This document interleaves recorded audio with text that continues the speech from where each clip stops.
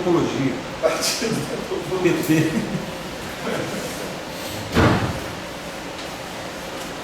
Bom, então onde estávamos quando fomos rudemente interrompidos? Né? Tínhamos falado sobre fluxos, né? Os fluxos apareceram na esteira daquela pergunta, né?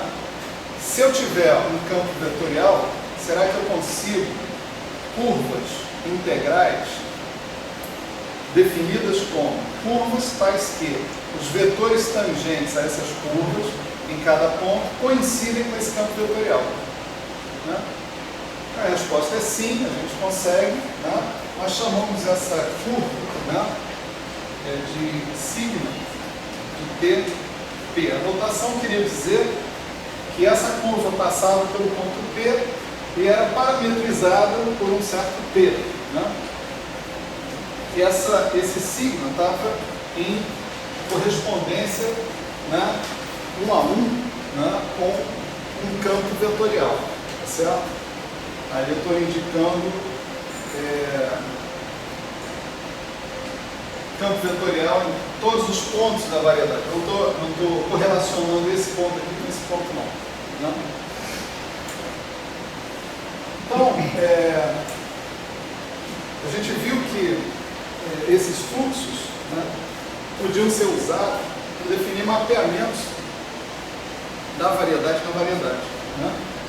Por exemplo, se você fixasse esse T, né, você podia definir um mapeamento sigma T, né, que você podia dizer que saía de M e levava em M. Pegava o P, tá certo? E levava em sigma de PP. Esse cara é um ponto da curva, né? Portanto é um ponto de M. E em princípio, para T diferente de zero, ele é um ponto diferente de P. Tá certo? Então, esses mapeamentos, né, sigma T, a gente foi capaz de mostrar que formavam um grupo, né, grupo a um parâmetro, né, essencialmente, em que esse grupo era gerado, né, pelo campo vetorial em questão. Né? Quer dizer, infinitesimalmente, as coordenadas do ponto Q, tá certo? Associadas com sigma de TP, você podia dizer que era YI, você fica associado com Q, é XI mais epsilon XI. Né? Onde esse XI que está aqui era o que constituía o seu campo vetorial, né, no ponto P. Então, esses sigma T's, né, eles podiam ser expressos, né, em termos de mapeamento exponencial aplicado, gerado, né, pelo campo vetorial X. Tá certo? Aí a gente está, na aula passada, né, a gente investigou a possibilidade de a gente usar os fluxos associados com dois campos vetoriais, por exemplo, para fazer comparações de um campo vetorial num ponto, do valor do campo vetorial num ponto com o valor desse mesmo campo vetorial em outro ponto da variedade. Tá certo? Então a gente imaginou a seguinte situação, né? A gente tinha aqui a variedade M, certo? A gente tinha aqui o fluxo sigma, né, de TP. Vamos supor que esse aqui fosse o ponto P, tá certo? E aqui nós tivéssemos um ponto Q, ok? Que tivesse associado, né, a sigma de epsilon P, tá certo? Epsilon sendo um parâmetro infinitesimal. Estou deixando eles bem separados aqui para que a gente não facilite a visualização, não é isso? Aí você pode imaginar o seguinte: você tem o campo vetorial Y, tá certo? Ele colocado aqui no ponto Q, aqui nesse ponto ele assumiu outro valor, y de P, tá certo? Esse é o problema do campo vetorial y, ele não precisa ser tangente a essa curva que está aqui, né? Essa curva que está aqui, em princípio, ela é tangente ao campo vetorial x, tá certo? E não ao y. E aí você dizia, se eu tenho essa situação, ou seja, se eu tenho um campo vetorial x, esse campo vetorial x possui curvas integrais. Essas curvas integrais podem ser usadas para comparar ao longo de uma delas, tá certo? Um vetor no ponto y, no ponto q, com um vetor no ponto p. Como é que a gente estabeleceu essa comparação? A gente usou o mapa diferencial para produzir um vetor induzido a partir do y de q no ponto P. Para isso, é claro que eu preciso de um mapeamento cujo ponto de chegada seja o ponto P e o ponto de saída seja o ponto Q. Esse mapeamento é o sigma menos epsilon de Q, tá certo? O sigma menos epsilon de Q, que é o sigma de menos epsilon de Q, isso é igual ao P. Ele é inverso disso aqui, né? Conforme a gente já tinha visto anteriormente. Então, se existe um mapeamento que sai de Q e chega em P, esse mapeamento pode ser usado para induzir o vetor associado no espaço tangente, né? Então ele pode pegar esse y de Q e induzir um vetor associado com ele aqui, vamos chamar assim, né? Ele vai ser o sigma menos epsilon estrela, né, do yq. Esse vetor é um vetor no espaço tangente a P, certo? O sigma menos epsilon pega Q e leva em P. Então o sigma menos epsilon estrela pega o espaço tangente em Q e leva no espaço tangente em P, certo? Agora, se eu tenho dois vetores aqui, né, no espaço tangente em P, esses dois vetores eu tenho uma regra que me permite somá-los ou subtraí-los ou fazer operações convencionais que a gente costuma fazer com vetores, tá certo? Então, em particular, eu posso definir isso aqui, que é sigma menos epsilon estrela yq menos yp.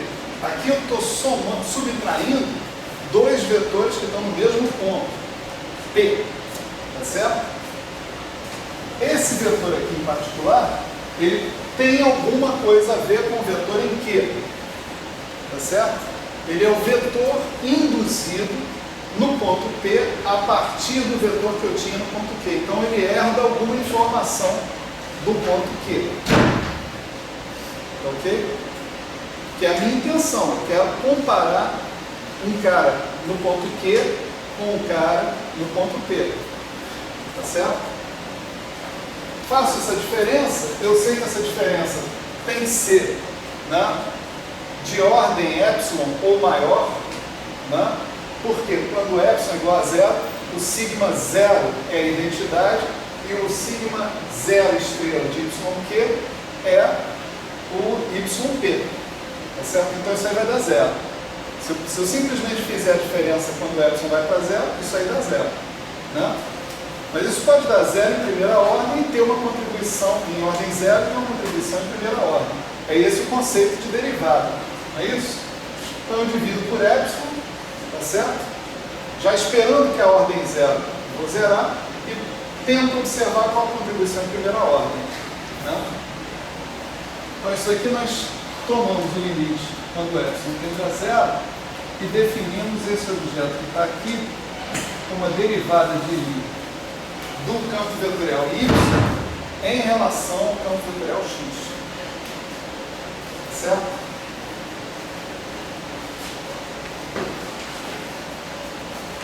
Isso aí. Aí nós chegamos à conclusão que, né, esse objeto aí tinha eu podia exprimir, isso daí era um campo vetorial, tá certo? Isso foi uma coisa que a gente argumentou na aula passada. Isso aqui é um campo vetorial, esse aqui é um campo vetorial e a indução desse campo vetorial por um diffeomorfismo também continua me levando a um campo vetorial, né? A diferença de campos vetoriais é um campo vetorial, dividir por epsilon continua me dando um campo vetorial. Então a esperança que eu tenho é que isso aí seja um campo vetorial, né? Então isso é de fato um campo vetorial. A gente calculou os componentes desse campo vetorial na aula passada, né? E nós chegamos a essa conclusão aqui, ó, né?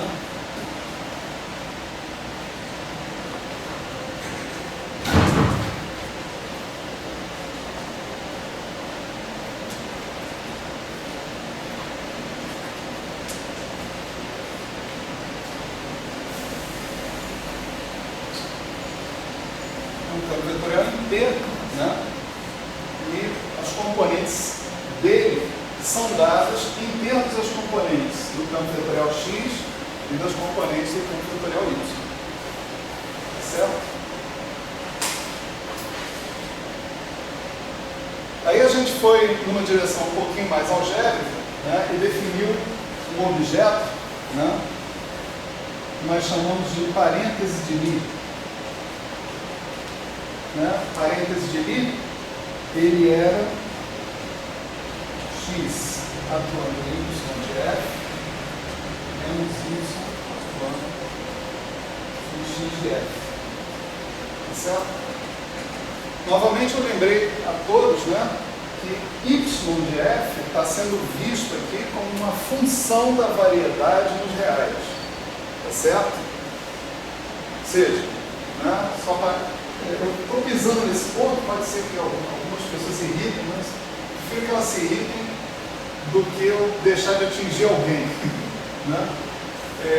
O y de f é um número, né? Vamos chamar esse número de alfa 1, se eu estiver calculando no ponto P1, certo? Quer dizer, vamos lembrar o que é o y, né? O y, vamos supor que ele seja associado a uma certa curva alfa, né?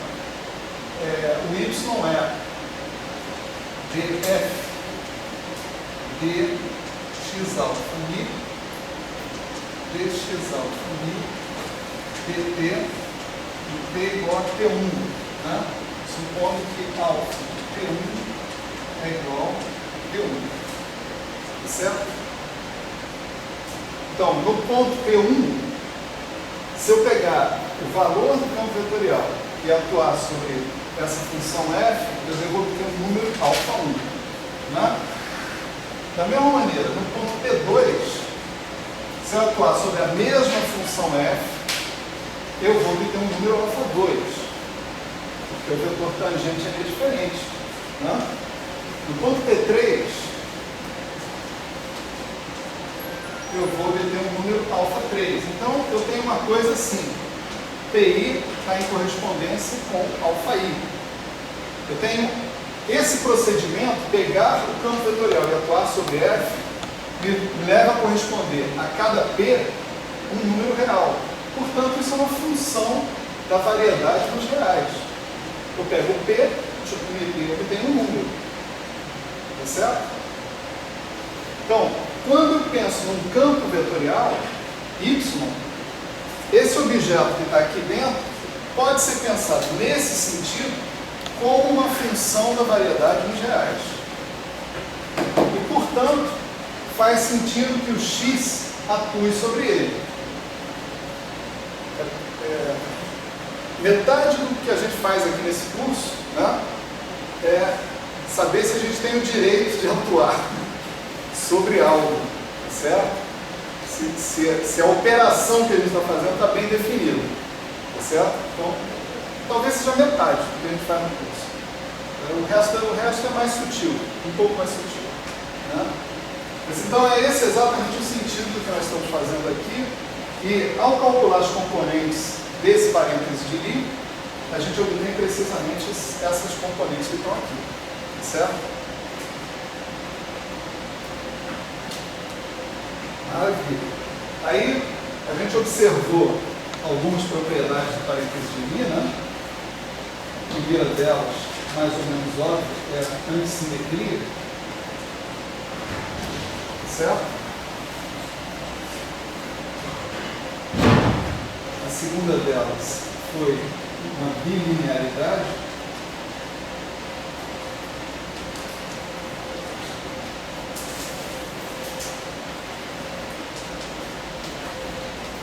Certo?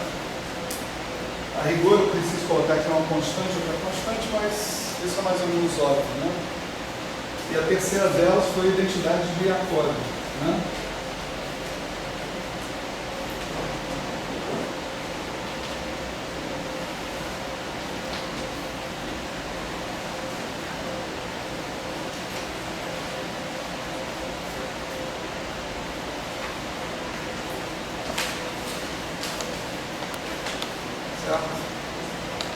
Essas são exatamente as propriedades que caracterizam um computador, tá certo? Só que isso aí não é exatamente um computador, né? Ele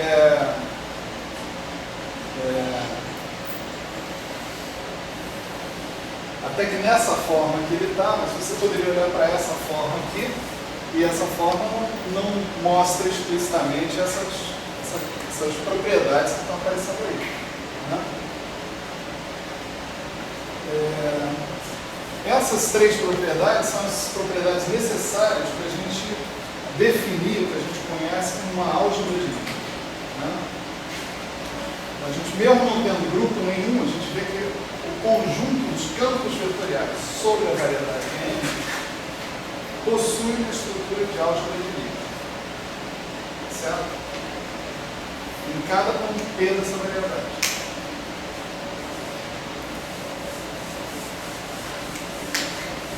Aí a gente começou a trabalhar algumas propriedades do parêntese de Lie, né? E a gente mostrou uma delas, aliás, duas delas, né? A primeira era essa daqui.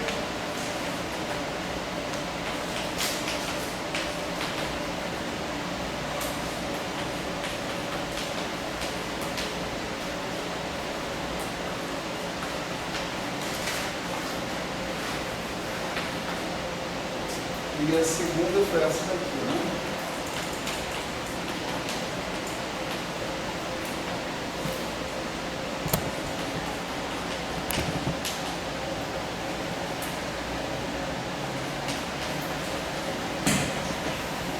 Tanto aqui quanto aqui, isso daqui é uma certa função, né, da variedade no GF. X de F, Y de F. Tá certo? Vamos considerar agora essa propriedade aqui, quer dizer, mostrar isso aqui, que o F estrela do parêntese de Lie, tem ou não tem o direito de fazer isso? Né? Tem o direito, mas é um mapa induzido, né? É um mapa diferencial atuando num vetor que pertence a M. Vamos supor que o F seja de M em N, né? Então, se eu tenho um vetor, um campo vetorial, dois campos vetoriais de N, né? Eu posso induzir cada um desses campos vetoriais lá no outro. Eu posso calcular o parêntese de Lie desses campos vetoriais e verificar onde esse campo vetorial está indo em relação ao F. Tá certo? Então, como parêntese de Lie de XY é um campo vetorial. Eu posso aplicar F estrela sobre esse campo vetorial sem problema nenhum, né? E o resultado é bem bonitinho, né? É que isso dá isso aqui, ó, F estrela X, F estrela Y. Então, o mapa diferencial, ele preserva, né, esse parêntese de Lie, certo? É uma estrutura que preserva o parêntese de Lie. Vamos mostrar isso, né? Para isso, vamos partir da definição, né, do parêntese de Lie, né?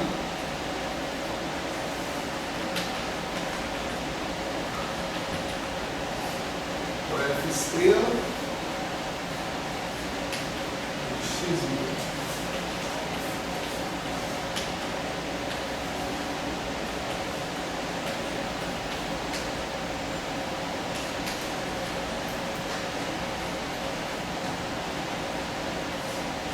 certo? O que é o parênteses de Lie? O parênteses de Lie é um campo vetorial. As componentes desse campo vetorial estão aqui, que foi o que a gente viu na aula passada, né?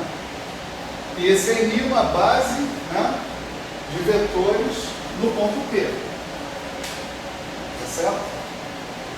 Bom, o mapa diferencial, ele é uma operação linear. Tá certo? Então, em cada ponto P, esse mapa diferencial passa por cima dos componentes e vai atuar em quem interessa, que são os vetores. Tá certo? Então, ele passa por cima dessa rapaziada toda aqui, né?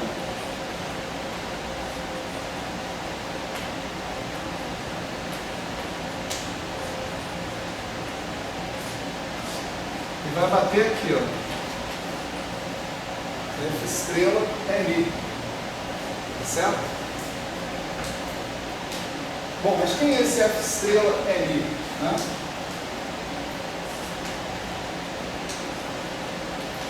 Isso aqui é um certo E barra Lie, né?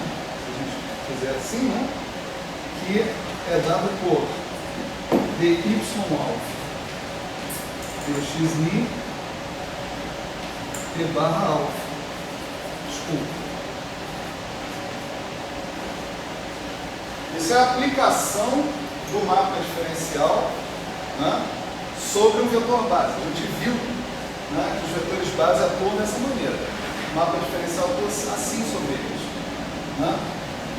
Y é a coordenada do ponto de chegada, ela é função das coordenadas do ponto de partida, né, dado por F, bola, né, φ menos 1, bola, psi, bola F, bola φ menos 1. Né?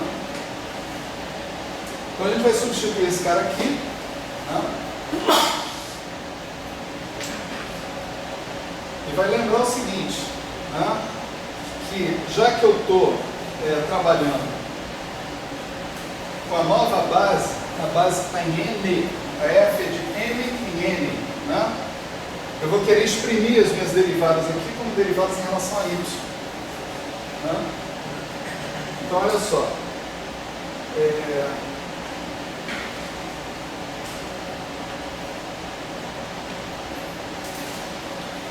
Deixa eu escrever primeiro o cara que está aqui esperando do lado de fora. Vai ser dy alfa dx Lie E barra alfa, tá certo? E aí depois, vamos devagar. X mi, ok. dy mi dx mi, né?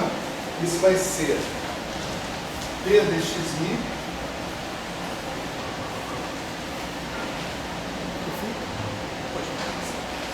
de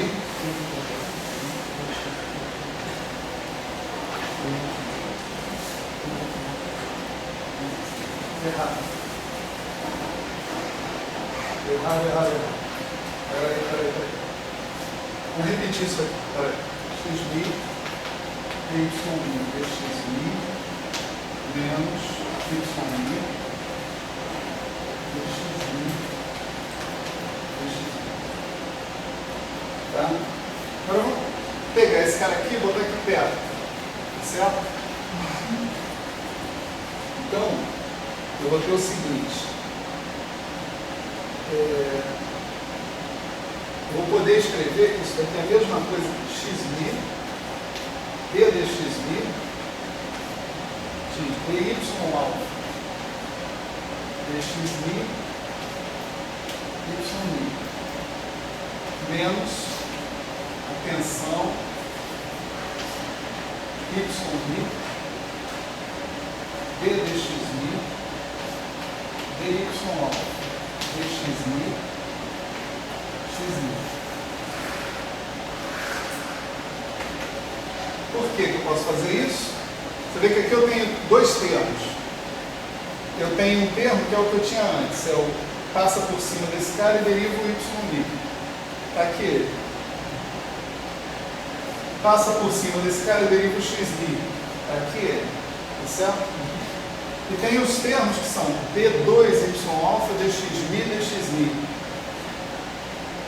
Multiplicado por x mi, multiplicado por y mi. Aqui você tem d2y alfa dxmi, dxi multiplicado por y mi multiplicado por x mi. Só que aqui você pode trocar o papel de x mi por x mi, porque a derivada é simétrica. Tá certo? Então, esse termo que envolve a segunda derivada, daqui cancela com esse daqui. Você pode escrever isso aqui direto. Certo? Isso aqui é uma algebrinha, mas nada. Não? E daqui a gente passa para cá, vamos dizer, somando e subtraindo um termo, essencialmente. O mesmo termo. Legal. Aí, você vê o seguinte. Esse cara aqui, d dxmi, agora a gente escreve da seguinte maneira. Como d a d y beta, dy beta, dxmi. Tá certo? Eu estou supondo que isso que está aqui é a função de y, que por sua vez é a função de x.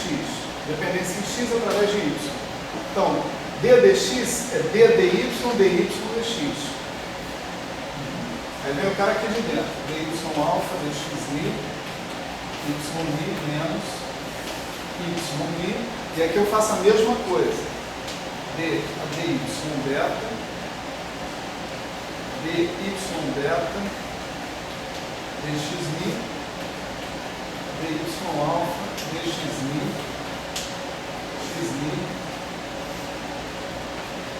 d barra alfa. Certo? Agora eu posso identificar as coisas que estão aparecendo aqui. Né? Esse objeto que está aqui, né, é a componente alfa do campo vetorial induzido em N associado com Y. Né? Esse daqui é o F estrela Y componente alfa. Dá para perceber? Lembra que quando a gente falou do mapa diferencial, a gente aprendeu como calcular as componentes do vetor induzido em termos das componentes do vetor original. Né? E você tinha esse jacobiano aí para colocar na jogada. Exatamente isso. Né? O que está aparecendo aqui são as componentes, tá certo? Do F estrela X. Esse é o F estrela X beta. Novamente, dy beta dx mi vezes x mi. Daqui a mesma coisa. O que você tem aqui é o F estrela Y componente beta. E aqui o que a gente tem é o F estrela X componente alfa.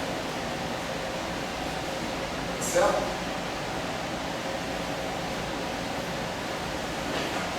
Bom, mas isso aqui é exatamente o parêntese de Lie de F estrela X com F estrela Y. Tá certo?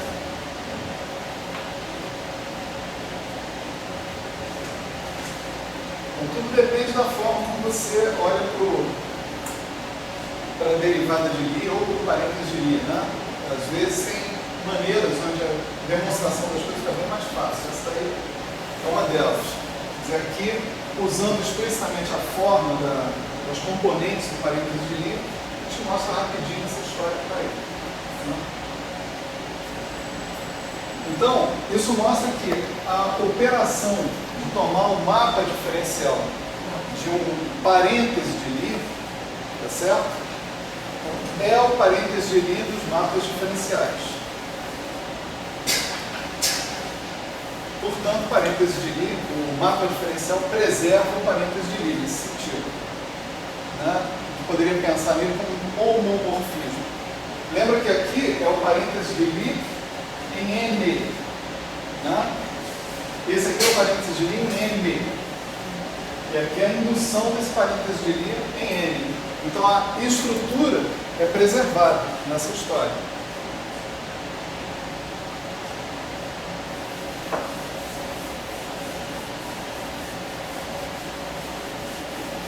Maravilha. Então, com isso,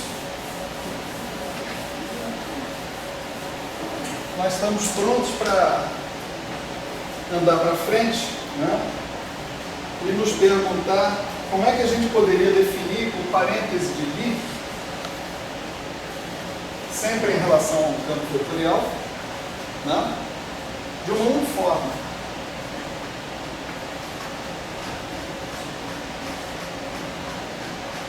Está ali a definição do parêntese de Lie para um campo vetorial, tá certo? Eu queria um palpite de vocês sobre como é que eu defino o parêntese de Lie para uma uniforme. O que vocês acham? O que vocês sugerem? É sempre a mesma coisa, é jogo de Lego, né? Lego. Com as peças que estão em cima da mesa, como é que eu faço isso? Claro que o que eu quero? Eu quero obter uma uniforme, né? Assim como no caso do campo vetorial, quando eu botei o parêntese de Lie, o que eu queria? Eu queria comparar um campo vetorial, um vetor num ponto com outro vetor no outro ponto, usando para isso o fluxo gerado por um terceiro vetor, né?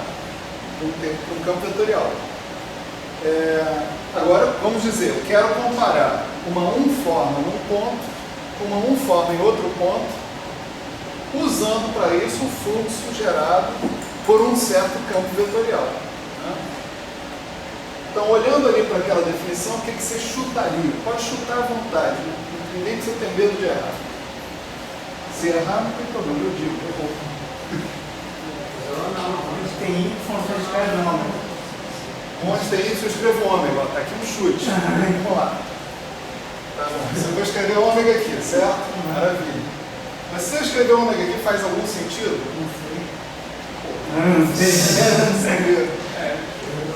Pode colocar ômega atual nesse estado? Ômega atual da onde? Não, um funcional atual nesse estado. Ômega de Y, mas aí olha só, você está precisando de dois campos vetoriais, x e y, para falar da derivada de Lie do ômega. A regra do jogo é um campo vetorial, né? Aqui, ó, se eu fizesse isso que o Carlos Vascaíno, né, imprudentemente sugeriu, A válvula tá bom, bota o Eurico aqui que o Eurico faz tudo, não tem problema. Se eu fizesse isso, se eu atuasse com isso aqui, eu não saberia o que eu estava fazendo. Por quê? Porque eu estou fazendo um mapa diferencial em cima de uma uniforme, não dá. Mapa diferencial, eu estou inventor.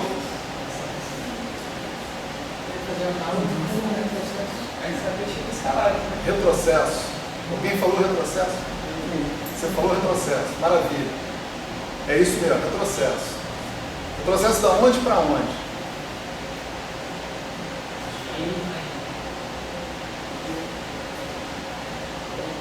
Vamos lembrar, o retrocesso, você tem um mapa de P para Q, o retrocesso te traz de Q para P, tá certo? Quer dizer, o retrocesso pega uma uniforme em Q e me associa uma uniforme em P. Se o meu mapa for de P para Q, eu teria que levar a esquerda e colocar o lado colocar a estrela para cima e a estrela isso mesmo, né? Quer dizer, olha só, se eu tiver um sigma epsilon, né? Esse é um mapa de M em M, né? A gente já argumentou sobre isso, né? E ele pega o ponto P e leva para o ponto Q, não é isso? O sigma epsilon asterisco, com a estrela em cima, né? Ele vai levar do T, Q de M estrela, no T, P de M estrela, certo? Então, eu vou pegar uma uniforme que está em Q e induzir com esse mapa aqui uma uniforme em P. Aí eu posso pegar, comparar com o valor do campo de uniformes em P. Está claro aí para todo mundo? Estamos usando o que o Lego botou em cima da mesa para a gente, tá certo? Retrocesso cai bem com vetor? Não. Mapa diferencial cai bem com forma? Não. Né? Ah, retrocesso cai bem com forma diferencial. Legal, então vamos usar o retrocesso. Agora, o retrocesso vem no sentido oposto do mapa. Então, o mapa que eu tenho que usar não pode ser o sigma menos epsilon. Se eu usasse o sigma menos epsilon, ele também é de MM, só que ele é de Q para P. E aí a indução seria do espaço cotangente em Q no espaço cotangente em P. Tá certo? Não é o que eu quero.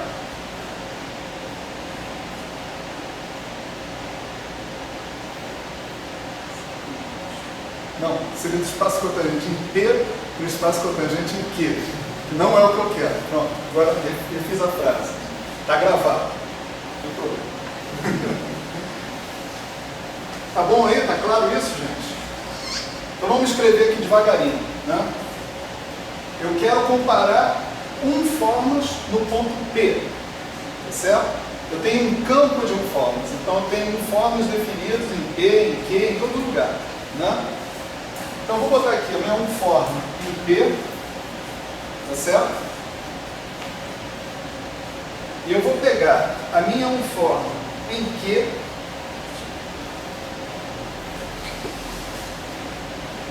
vou aplicar o sigma epsilon estrela nessa unforma em Q. E o que eu obtenho aqui? Eu obtenho uma unforma induzida associada com esse ômega Q, mas em P. Tá certo? Então, menos isso, dividido por epsilon, limite, quando epsilon tende a zero. Isso é uma unforma, isso é uma unforma, essa é uma unforma em P, essa é uma unforma em P, eu tenho todo o direito de subtrair uma da outra, multiplicar por 1 sobre epsilon, portanto o resultado disso tudo é uma unforma em P. Vamos calcular os componentes dela, então, agora para a gente ficar mais sossegado, né? Vamos lá. Então, para calcular essas componentes, eu vou entender o seguinte. Eu tenho o meu ômega, Q, né? Como ser um ômega min de Q vezes dx, vamos supor, dx barra mi de Q. Não é isso? Então, se eu pegar agora e fizer o sigma epsilon estrela ômega, Q, eu vou passar por cima dos componentes, porque o retrocesso é uma operação linear, conforme a gente já argumentou, né?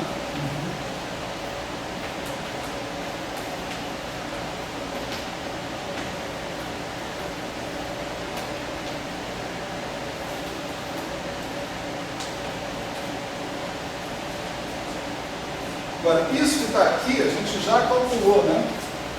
Anteriormente. Você pegava uma base e fazia o retrocesso dessa base pela função, né, da variedade na variedade que a gente tinha. Então, o que vai dar isso? Né? Esse aqui é o ômega min de Q. Né? Então, as coordenadas do nosso ponto Q, né, em questão, isso a gente já viu na aula passada, são xmi mais epsilon xmi, não é isso? O Q está no fluxo associado com o campo vetorial x, gerado pelo campo vetorial x. Então as coordenadas do Q são dadas em termos das coordenadas do P dessa maneira, xmi mais epsilon xmi. Né? Esse cara que está aqui, né, ele vai nos dar o seguinte, ele vai nos dar d a d xmi, né, do sigma mi de P, de Q. As coordenadas desse cara são xmi mais epsilon xmi de novo. Né? E o cara que vai o que eu tenho aqui essencialmente é uma combinação linear da base em P. Tá certo? Essa daqui é a base em Q. Essa daqui é a base em P. Então estou usando a fórmula das componentes dos vetores base do retrocesso em termos dos outros vetores base. Entra o jacobiano, de novo, dentro da história. Certo? E agora tudo que a gente tem a fazer é a expansão em Taylor. Certo? Aqui eu expando em Taylor, fica ômega mi x mais epsilon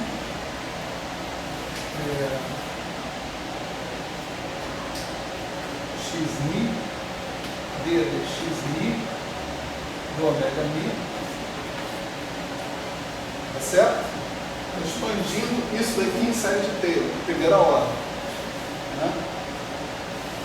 Esse cara aqui já está expandido. Né?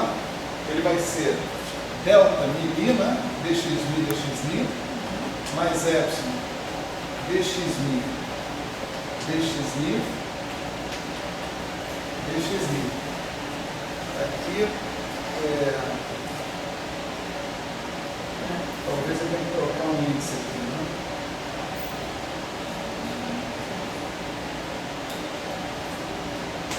Vamos chamar de alfa, temporariamente.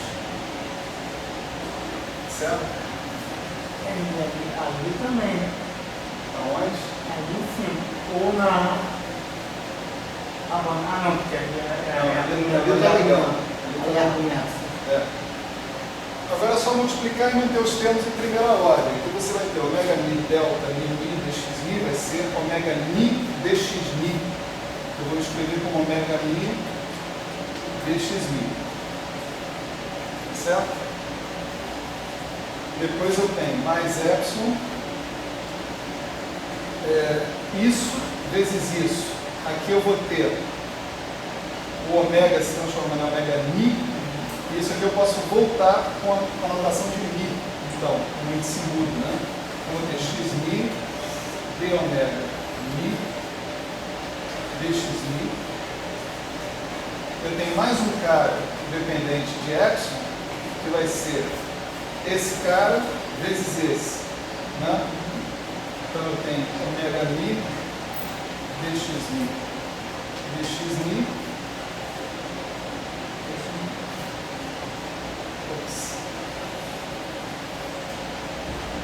dxmi, certo? Bom, esse cara que está aqui é o ômega no campo P, né? Então eu tenho esse cara menos esse cara, dá aquele cara que está ali, vezes epsilon. Divido por epsilon, mando epsilon para zero, obtive a minha derivada de Lie. Né? Ele vai dar xmi de ômega mi dxmi mais ômega mi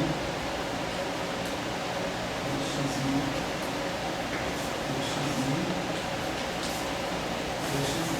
Então essas são as componentes da uniforme que eu obtenho fazendo a derivada de Lie dessa outra uniforme ao longo do campo vetorial, do fluxo gerado pelo campo vetorial X. Tá certo? Esse é um cara que está no espaço cotangente P, ponto P, da variedade.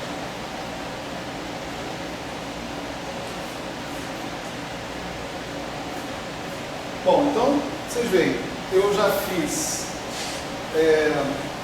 derivada de Lie de vetores, de campos vetoriais, derivada de Lie de uniformes. Cabe assim só a gente notar aqui, passando, que esse cara aqui não é antissimétrico, não tem uma estrutura de álgebra de Lie associada com ele. Né? Certo? Que não tem antissimetria, se eu trocar, né? Lie por Lie, coisa desse tipo.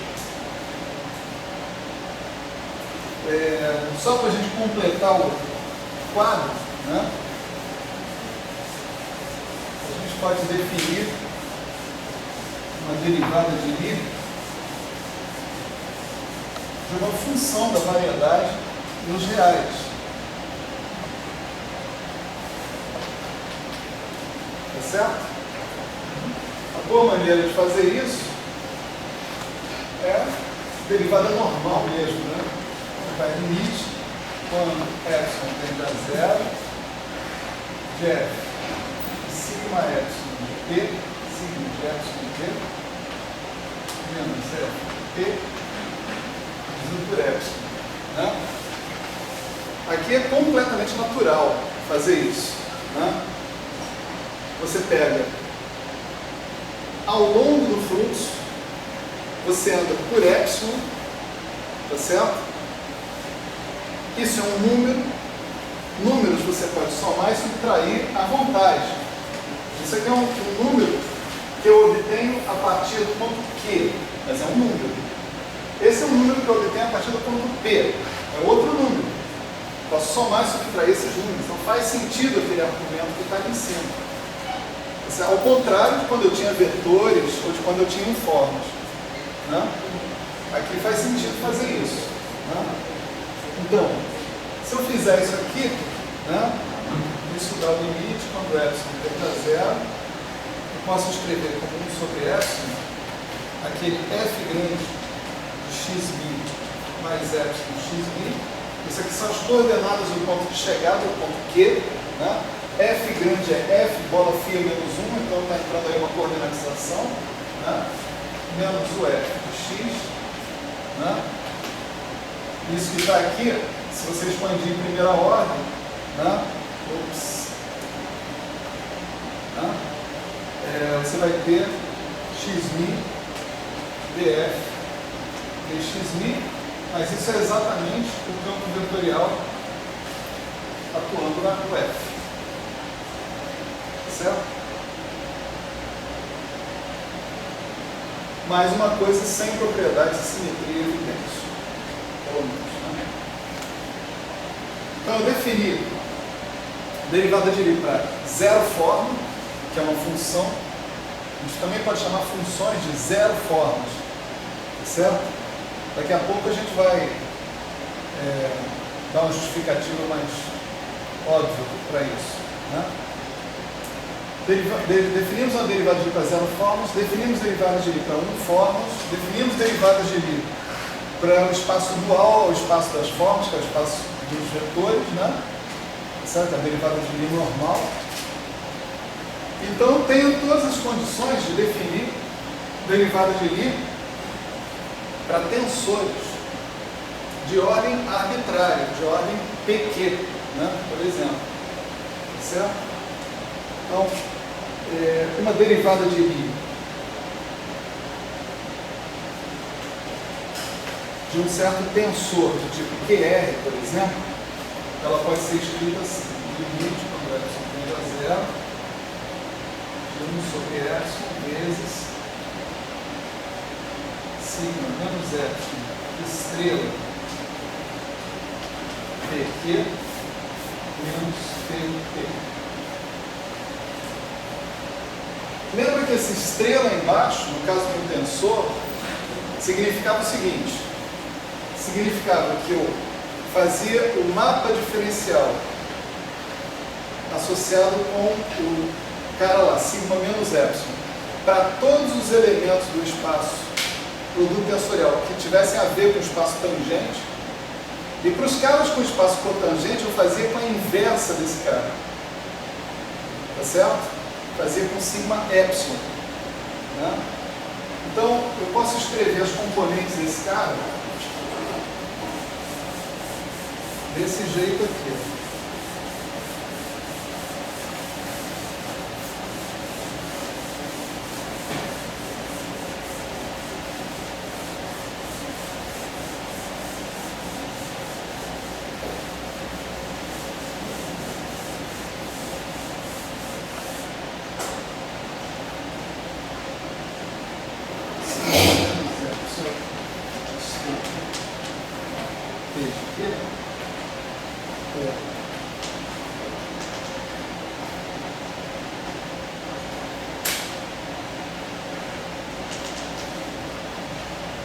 Era um cara do tipo QF, né? Aqui eu deveria talvez colocar um Q barra aqui, só para não ficar confundindo, né? Estou falando do ponto Q e do número Q de índices, né? Está ruim esse negócio, né? Vamos lá. Né? Então, isso daqui é calcular em Q, que é o sigma Q barra, é o sigma epsilon de P. Né? E aqui entra sigma menos epsilon estrela de E barra μ1 tensor sigma menos epsilon estrela E barra Q tensor sigma epsilon estrela em cima dy μ1 sigma epsilon estrela em cima dy certo? Veja que eu estou partindo do cara em Q, né? E induzindo um tensor em P. Né?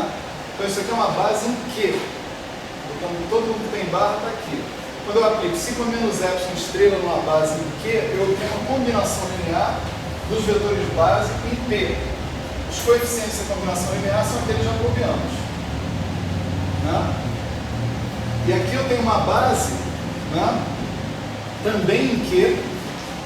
Né? Quando eu atuo com retrocesso em cima desse cara que está aqui, eu vou obter uma base em P. Novamente, a combinação linear dos vetores de base em P com coeficientes que são os jacobianos. Certo? Não tem jacobiano para Dedel aí, né? Dá com pau.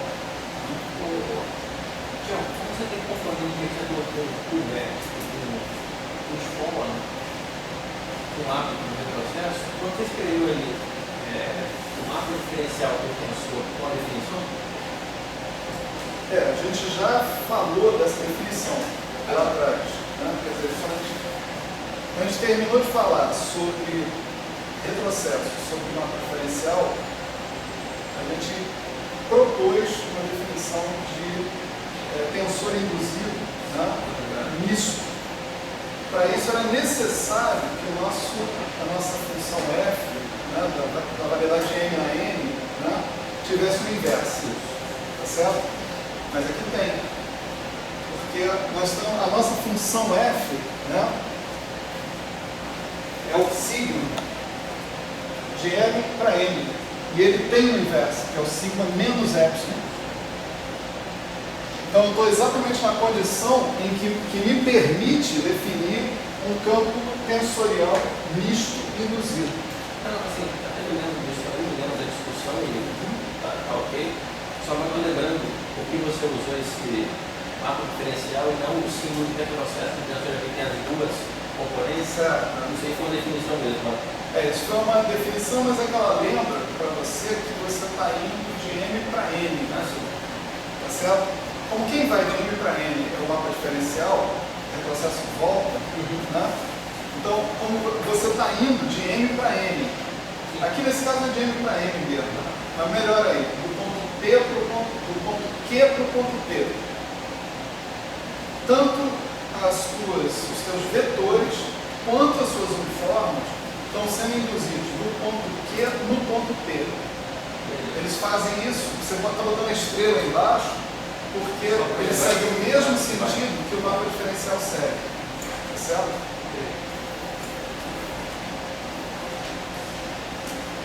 Bom, então, com isso que está aqui, você pode aplicar essa definição e seguir mais ou menos esse espaço que a gente seguiu até agora, para vetores, para uniformes, etc. E não tem grande dificuldade a não ser algébrica, né? A não ser problema de paciência, né? Para você obter a expressão explícita das componentes do derivado de Lie de um campo tensorial misto, certo? Induzido. Né? Certo? Então, está aqui o cara, se você quiser substituir jacobiano vezes base aqui, jacobiano vezes base aqui, jacobiano vezes base aqui, jacobiano vezes base aqui, expande essas componentes, que nem a gente expandiu ali as componentes do ômega, coleta tudo em primeira ordem né? É um saco, mas né, dá para fazer, não tem nada demais aí. Né? Divide por epsilon, né, o que sobrar é a derivada de Lie do cara, certo? As componentes da derivada de Lie dentro da base que você tiver necessidade de encontrar, certo? Bom, então deu, né? A derivada de Lie está legal. Né? Pois, mais essa. Né? Vamos passar para essa parte agora, né? Parte das formas diferenciais. Então, o curso é isso, né? Todo mundo já está acostumado, mudança de assunto de novo. Né? Mudança de assunto, mas não tanto. Né? Você vai ver. Vocês veem que a gente muda de assunto, mas daqui a pouco a gente volta no assunto principal e incorpora o assunto principal lá na frente. Né? A gente mudou de assunto quando a gente falou de mapa diferencial, de retrocesso, etc. E tal. E agora vocês veem que isso aí faz parte do nosso dia a dia. Né? A gente volta para falar de campos vetoriais, de espaço tangente, espaço cotangente, campos tensoriais e assim por diante. Já que a gente está mudando de assunto, deixa eu apagar tudo.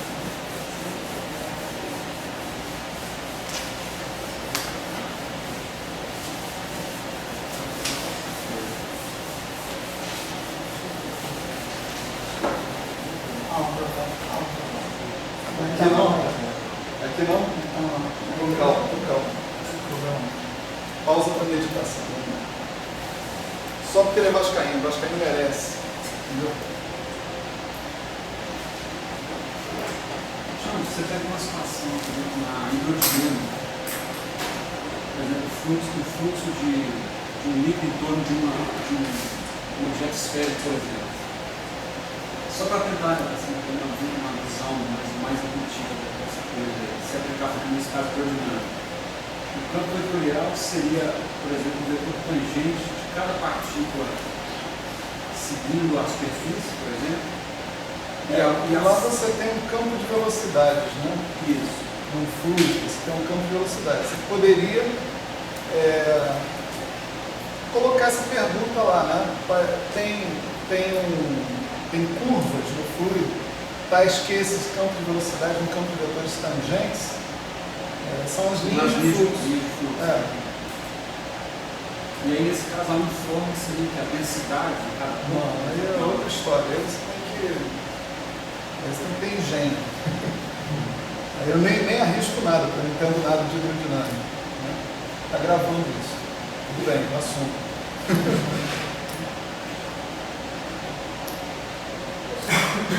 Fala, professor. Eu queria uma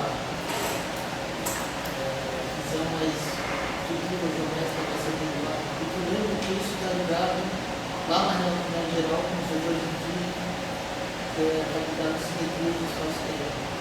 Dando uma visão mais. A gente vai falar sobre isso, sobre vetores de Killing, né? Futuro aí, distante, certo? Mas sim, os campos vetoriais, eles são. Você pode observar, por exemplo, se você tiver num grupo de Lie, os campos vetoriais são geradores de grupos de simetria. Né? E aí você calcular derivadas de Lie, né, você está realmente tentando verificar como é que as suas quantidades variam quando você faz transformações de simetria ao longo da sua variedade. Né? Sim, tem coisa aí, realmente.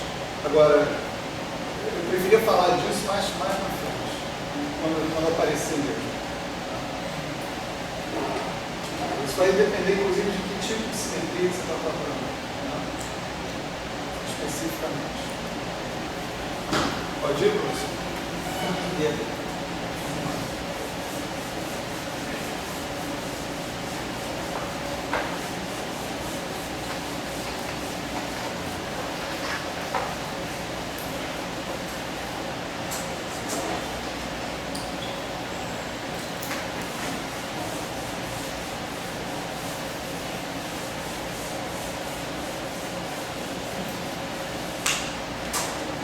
Legal, então vamos para essa parte aqui das formas diferenciais, certo?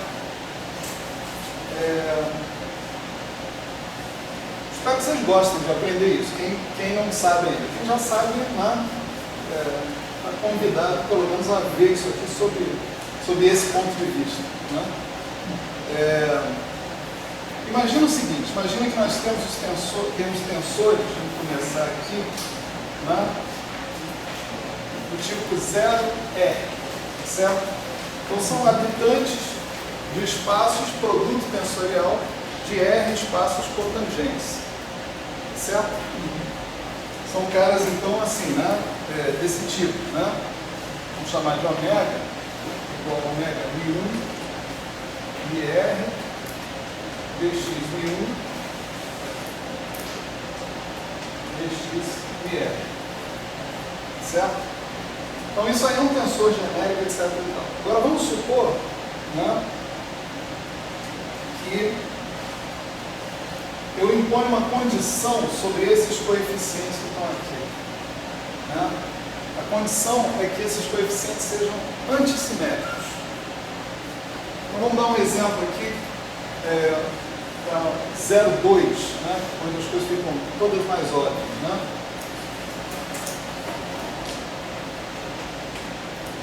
Nós vamos supor que a gente está considerando ômega, que é um ômega μ, dxi,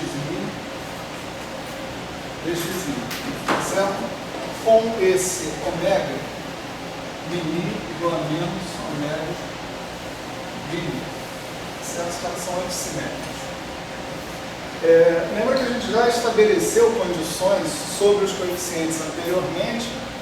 Essas condições podiam ser estabelecidas de maneira independente do sistema de coordenadas. Esse vai ser o caso aqui, mas o caminho para a gente mostrar isso vai ser um pouquinho diferente. Tá certo? Por enquanto, vamos supor simplesmente que para uma certa coordenatização, você tem essa propriedade aí dos seus coeficientes. Então, você tem mais uma maneira que é equivalente a essa maneira que está aqui de escrever a mesma quantidade. A outra maneira de escrever essa mesma quantidade é assim: ômega igual a menos ômega μ dxi dxi, certo? Como é que eu mostro que essa quantidade é igual a outra? Eu imagino o seguinte, que esses índices são índices mudos. Então, eu posso escrever isso aqui como menos ômega μ dxi dxi, não é isso? O que interessa é que o primeiro daqui contrai com o segundo daqui contrai com o primeiro. É o que está acontecendo. O primeiro daqui contrai com o segundo daqui contrai com o primeiro. Se eu chamo de μ, o problema é meu. Aqui eu uso a minha condição de antissimetria. Então, eu vejo aqui que eu estou apenas reescrevendo o mesmo cara de outra maneira. Mas eu posso explorar essa coisa de escrever de duas maneiras diferentes para montar uma forma de visualizar esse elemento onde tanto os coeficientes quanto a base sejam antissimétricos pela troca de μ e μ. Então, a maneira mais simples é a gente somar essa expressão com essa expressão e dividir por 2. Tá certo? Eu vou somar e dividir por 2. Vou ficar com ômega μ dxi menos dxi dxi. Certo? Essa quantidade que está aí, tá certo? É antissimétrica pela troca de μ por μ. Eu vou botar ela sob essa notação que está aqui. É a definição disso. Ok?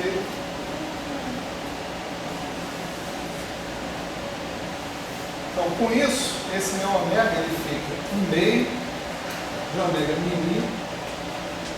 dxmi, cunho, edge, né? Sei lá, dxmi, tá certo?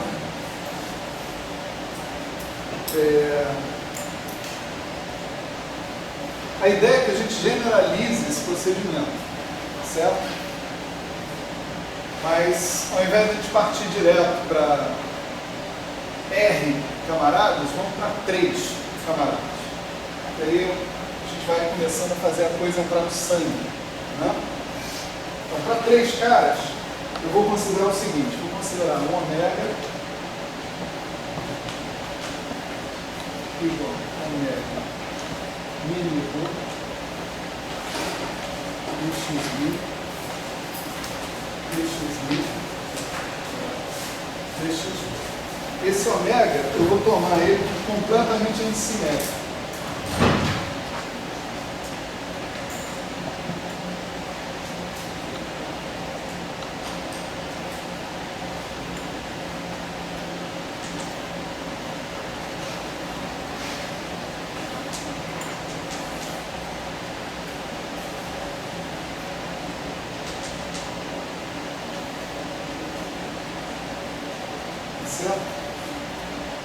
Aqui, o truque aqui para lembrar dessas propriedades de simetria é simples, é a gente pegar e fazer permutações cíclicas, nesse caso, daqueles índices. Quando eu tiver uma permutação cíclica, eu não mudo o sinal. Quando eu não tiver uma permutação cíclica, eu troco o sinal. A melhor de todas as maneiras é verificar se o número de mudanças que eu fiz nos índices para atingir a configuração final a partir da configuração inicial é par ou é ímpar. Então, por exemplo, para eu sair dessa configuração mi-mi-rho e chegar em rho-mi-mi, eu precisei pegar o rho e passar por cima do mi e passar por cima do mi. Então eu fiz 2 mudanças. Isso é uma mudança par, então nada acontece. Para eu passar desse cara que está aqui para esse cara que está aqui, eu peguei o mi na última posição e fiz 2 mudanças também, passei para frente, certo? Esse aqui eu obtenho por uma mudança. Eu pego esse cara que está aqui e troco o mi com o rho. Uma vez, então é ímpar, permutação. E assim por diante, esses outros 2. Eu tenho 6 possibilidades, né, de arranjo desses índices, né? Eu tenho 3 índices, então eu tenho 6 possibilidades. Né? Bom, da mesma maneira como a gente fez com 2, né, vamos fazer com 3, vamos encontrar as 6 expressões equivalentes, né, de eu escrever aquele mesmo cara que está ali. Veja, aqui eu tinha uma condição de antissimetria e eu obtive 2 maneiras equivalentes, né, de fazer isso. Aqui eu tenho condições sobre esses caras, né, são 6 possibilidades, ali eu tinha 2, aqui eu tinha 6 possibilidades, então eu vou ter 6 maneiras diferentes de escrever aquele mesmo cara que está ali. Por exemplo, essa maneira aqui, ômega mi-mi-rho, eu sempre mantenho isso. Eu sempre mantenho ômega com os índices originais, mi-mi, né? No caso mi-mi-rho, e o que eu vou trocar vão ser esses índices que estão aqui, dxmi, dx-rho, dxmi, dxmi. Tá certo? Só vou fazer nesse, né? Vamos voltar com esse aqui para a situação anterior. Então, se eu escrever isso daqui como dxmi, dxmi, dx-rho, isso implica que eu tenho que escrever o ômega da seguinte maneira: o primeiro índice tem que contrair com o segundo dxmi, né? O índice aqui é mi, então aqui vai ser mi. O segundo índice tem que contrair com o terceiro dxmi. Então, o terceiro é rho, aqui vai ser rho. E o terceiro índice tem que encontrar com o primeiro. O primeiro é Mi, então aqui vai ser Mi. Tá certo? Então, isso aqui é igual a isso, simplesmente mudando o indexamento que eu fiz. Né? Agora, ômega Mi, Rho, Mi, né? Mi, Rho, Mi é igual a ômega mini Rho. Tá certo?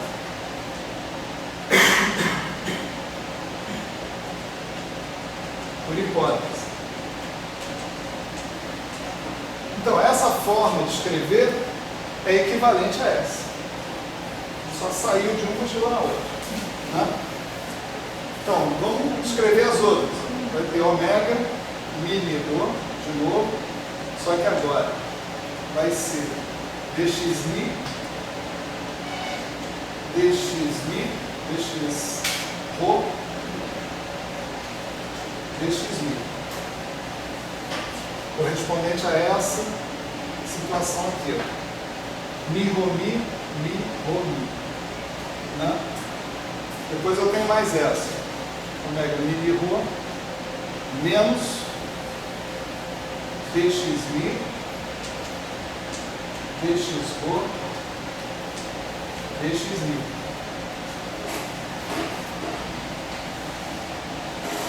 Está claro que isso daqui é equivalente àquilo? É a mesma coisa? É só fazer esse exercício aqui que você chega lá de volta. Né? Então, 1, 2, 3, 4, faltam 2. Né? É menos ômega mini Rho, dx Rho, dxmi, dxmi, e finalmente ômega mini Rho, dxmi, dxmi, dxmi. Certo? Então, a maneira de eu escrever isso daí, mantendo a antissimetria, tanto nos coeficientes quanto nos vetores básicos, é somar tudo isso e dividir por 6. Certo?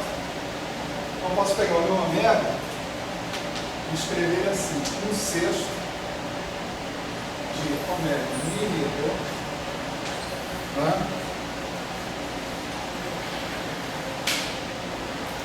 E aquilo é dxmi, dxmi, dx Rho, mais. Não vou escrever não, né? Chega. Vocês podem imaginar, né? Continuar aquela história que está aí. O resultado disso que está aqui, né? É nitidamente 1 sobre 3 fatorial, porque esse número 6 que está aparecendo aqui corresponde ao número de permutações desses 3 índices que eu posso fazer. Se eu tivesse 4 índices, eu teria 4 fatorial. Não vou fazer os 4 índices, vai ficar no 6 reais. Tá? Se tivesse 5, teria 5 fatorial, 5 por diante. Né? Então, eu tenho o ômega mini Rho e essa quantidade toda que eu escrevi aqui é uma quantidade que é antissimétrica pela troca de 2 índices quaisquer deles. Antissimétrica por permutações ímpares, né? Melhor dizer assim, né? Dos índices que estão ali. E simétrica por permutações pares daqueles índices. Eu vou chamar essa quantidade de dxmi, cunha dxmi, cunha dxo. Certo? Agora, isso que está aqui também é antissimétrico, é explicitamente antissimétrico em relação a trocas de mi e Rho. Totalmente antissimétrico, como nós falamos. Então, ele é par por permutações pares e ímpar por permutações ímpares. Tá certo? Que nem esse cara aqui, ó. Vou dar um exemplo, né? 0,2. Esse cara aqui, se eu trocar mi por mi, ele troca de sinal. Certo?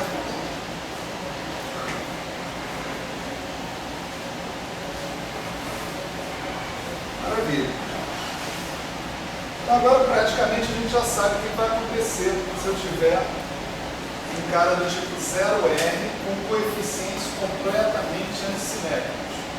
Tá certo? No caso do 0R, o que vai aparecer?